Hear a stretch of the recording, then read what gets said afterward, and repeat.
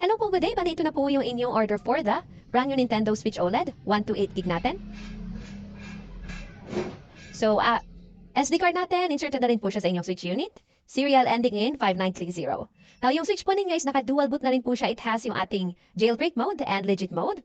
Currently, we are accessing first yung ating jailbreak mode. Automatic na rin po siya every time that we turn on normally our Switch. Una nga po i-access ay ang jailbreak mode first. Now, these are the games naman that we were able to install yung mga requested games po ninyo. And then, pakita ko lang ba yan yung charging ng ating unit. So, currently, battery percentage is at 61%. Tabit ko lang yung pang-test namin na authentic Nintendo charger as well. So, charging, side A.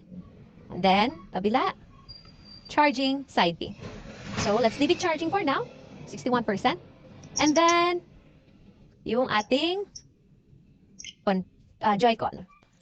So, ito lang Joy-Con natin for our buttons.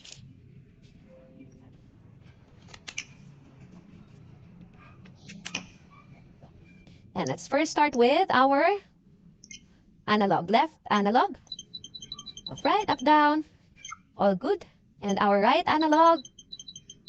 Same thing. No ghosting or drifting. And yung ating buttons naman. Yan. So, Bluetooth, wireless. Functioning properly. ZR, ZL, LR. Plus, minus, ABXY. Directional buttons. Yung screenshot natin, analog buttons. And yung SR, SL. For both our Joy-Cons. Touchscreen. Ayan. And yung ating home button. Now, sa album folder po, if you're going to check, nandito rin yung ating mga homebrew applications. Napakita ko lang din because we are currently on our jailbreak mode. If you are going to check yung inyong serial number, hindi po siya lalabas dito kasi one of our band prevention is minamask po natin yung serial number during jailbreak mode access. So makikita nyo po siya na naka-00 pang inyong serial. You don't need to worry naman kasi makikita nyo rin yung inyong serial once you've accessed your legit mode. Now, turn off lang natin yung ating switch. And then before we turn it back on, we just need to wait na mga around 10 to 15 seconds to make sure na yung mod chip natin sa loob is totally naka-turned off siya. Ito ko lang yung Joy-Con natin.